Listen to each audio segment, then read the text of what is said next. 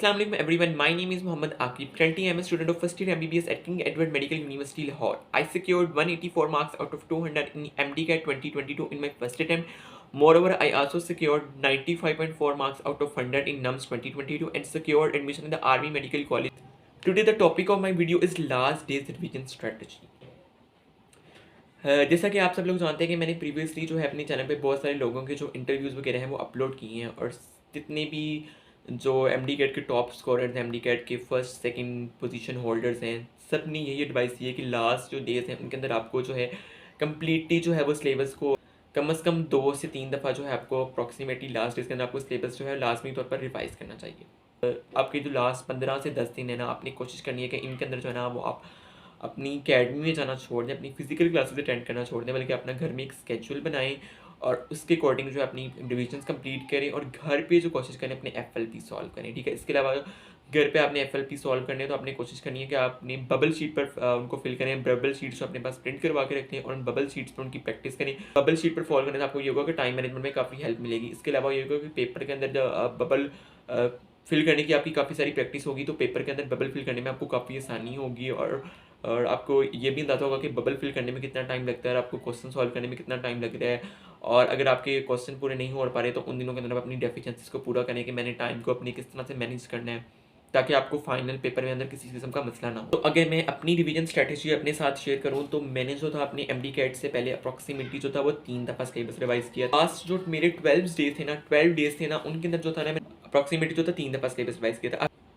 अभी मैं सब स्टूडेंट्स को एडवाइस देना चाहूँगा कि आपने ये दूसरों की बातें सुन के इस तरह से अपने आप को डिप्रेस नहीं कर लेना कि दूसरे जो है वो लास्ट डेज के अंदर इतनी दफ़ा रिवीजन कर रहे हैं तो मुझे भी इतनी दफ़ा करनी है, या वो इतने दिन में अगर आपको इससे ज़्यादा टाइम लगता है 3 रिवीजन में तो आप ज़्यादा टाइम दें, या अगर आप एटलीस्ट 2 रिवीजन भी कर लेते हैं अच्छे तरीके से तो वो भी मोर देन इनफ है अगर आप 12 डेज़ के अंदर। तो आपने अपनी ईजीनेस के अकॉर्डिंग जो है वो टाइम को सब्जेक्ट्स पे डिवाइड करना है कि और उसके अकॉर्डिंग जो आपने अपनी रिवीजन करनी है। लेकिन मैं रिकमेंड करूँगा कि जो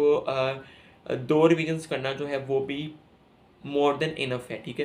तो अगर मैं अपने बारे में बताऊं तो कि मैंने जो 3 रिवीजन थी वो 12 डेज़ में किस तरह से की थी, तो मैंने जो अपनी फर्स्ट रिवीजन थी वो मैंने 5 डेज़ में की थी, सेकंड रिवीजन 4 डेज़ में और थर्ड रिवीजन जो थी वो 3 डेज़ में की थी। ठीक है,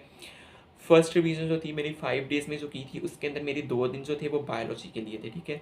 2 दिन मैंने बायोलॉजी के लिए दिए थे, 1.5 days for the chemistry, 1 day for the physics, half day for the English. उसके बाद अगर मैं सेकंड रिवीजन की बात करूँ तो सेकंड रिवीजन में ये था कि मैंने 2 डेज़ में मैंने अपनी बायोलॉजी की थी, 1 डे में मैंने केमिस्ट्री की थी और 1 डे के अंदर मैंने फिजिक्स और इंग्लिश दोनों की थी। ठीक है, और उसके बाद जो मेरी थर्ड रिवीजन थी उसके अंदर मैंने 1 दिन में बायोलॉजी की थी, 1 दिन में केमिस्ट्री की थी और 1 दिन में जो थी मैंने अपनी फिजिक्स और इंग्लिश कंप्लीट की थी। ठीक है,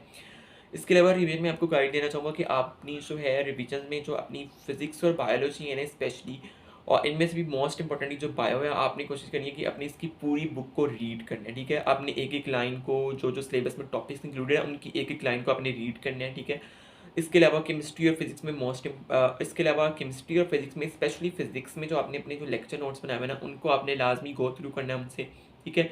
इसकी तरह इंग्लिश में भी आपने रूल्स जो है वो फिर से एक दफ़ा सारी रिवाइज करने हैं। ठीक है, रूल्स भी सारी रिवाइज करें।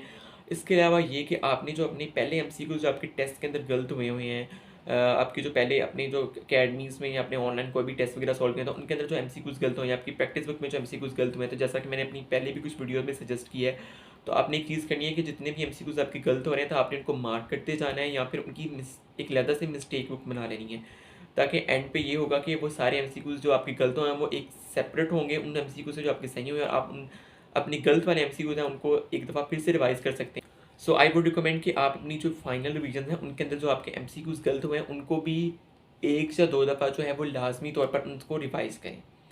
क्योंकि वही जो एमसीक्यूज हैं वो आपके वीकेस्ट पॉइंट्स हैं और ज़रूरी नहीं है कि उनमें से ही एमसीक्यूज आए, लेकिन उन जैसे एमसीक्यूज आ सकते हैं, उनसे मिलते जुलते कॉन्सेप्ट्स वाले एमसीक्यूज आ सकते हैं। तो अगर आप वो इन सारे एमसीक्यूज को रिवाइज कर लेंगे तो उससे आपको काफ़ी फ़ायदा होगा। इसके अलावा आपने कोशिश करनी है कि आप डेली का जो है ना वो एक एफएलपी सॉल्व, इसके अलावा अपने जो है ना डेली एक एफएलपी भी साथ साथ सॉल्व करते जाना है। ठीक, खास तौर पे उन लोगों को जिनको टाइम मैनेजमेंट में बहुत मसला होता है तो उन्होंने कोशिश करनी है कि वो डेली एक एक एफएलपी सॉल्व करते जाएं। लेकिन अगर आपके वो इतना ज़्यादा टाइम मैनेजमेंट में प्रॉब्लम नहीं है,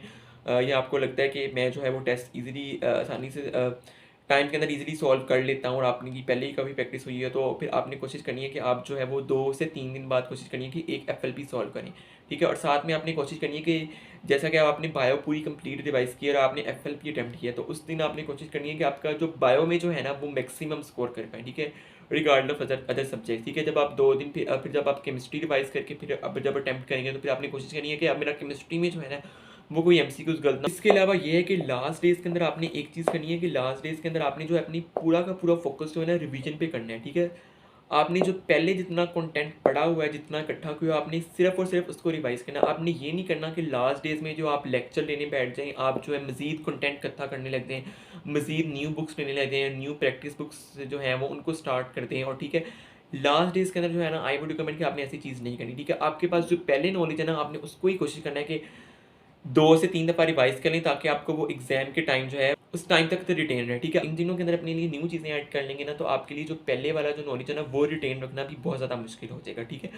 तो आपने कोशिश करनी है कि आपने जितना पहले पढ़ा हुआ है, जितना कंटेंट आपके पास पहले है उसके साथ ही जो है अपनी तैयारी करनी है।